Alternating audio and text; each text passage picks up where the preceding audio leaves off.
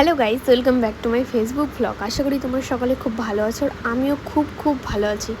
তো এত সুন্দর একটা আমি জায়গা গেছি, মানে ভাবতে পারবে না যে জায়গাটা এতটা সুন্দর। আর তার মধ্যে হচ্ছে বিশাল বড় এরিয়া জুড়ে এই মন্দিরটা। এটা হচ্ছে রায়গঞ্জের খুব ফেমাস মন্দির, দেবপুরী মন্দির। তো আমি চলে গেছিলাম রায়গঞ্জের দেবপুরী মন্দির, হচ্ছে শিব আছে ওখানে, তারপরে এই কালী ঠাকুরটা আছে, আর একটা কী যেন ঠাকুর ছিল। তো যাই হোক, মন্দিরটা এতটা সুন্দর, মানে আমি তোমাদেরকে বলে বোঝাতে পারছি না। তো আমি চারদিক ঘুরে মন্দিরটা দেখছিলাম, আর এখানে হচ্ছিলো বাসন্তী দুর্গা পূজা হচ্ছিলো। মানে আমি যেদিন গিয়েছিলাম সেদিন মনে হয় সপ্তমী না কী ছিল, আমার সঠিক মনে নেই। তবে এখানে দুর্গা ঠাকুর উঠেছিল, তো এখানে প্রণাম করে নিলাম। তারপর আমি চলে গেছিলাম উপরে, মানে যেখানে শিব বাবা আছে ওখানে আমি উপরে গেলাম, যে চারদিকটা ঘুরে ঘুরে দেখছি।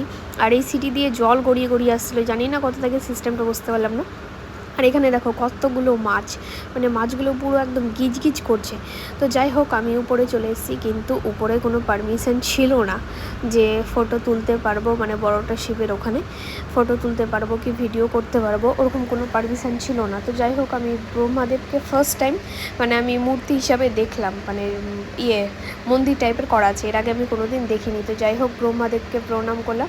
আর এখানে হচ্ছে মানে যারা ছিল, মানে যারা বারণ করছিল তারা না তখন ছিল না। তার যাই হোক, আমি চুপ করে তোমাদেরকে দেখানোর জন্য ভিডিও ক্লিপ নিয়ে নিয়েছি। তো মন্দিরটা অনেকটা সুন্দর, আর ওখানে গিয়ে না প্রচণ্ড রিল্যাক্স মনে হচ্ছিলো।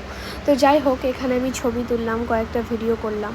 তো খুবই সুন্দর একটা জায়গা। তো তোমরা পারলে একবার ভিজিট করে এসো, মানে মন প্রাণ সব মানে জুড়িয়ে যাবে একদম। আর এখানে না শিবরাত্রিতে বিশাল পরিমাণ ভিড় হয়, মানে অনেকক্ষণ ধরে লাইন দিয়ে দাঁড়াতে হয়, তারপরে শিব ঠাকুরের মাথায় জল ঢালতে হয়। তো যাই হোক, ভিডিওটা কেমন লাগলো তোমরা সবাই জানাবে।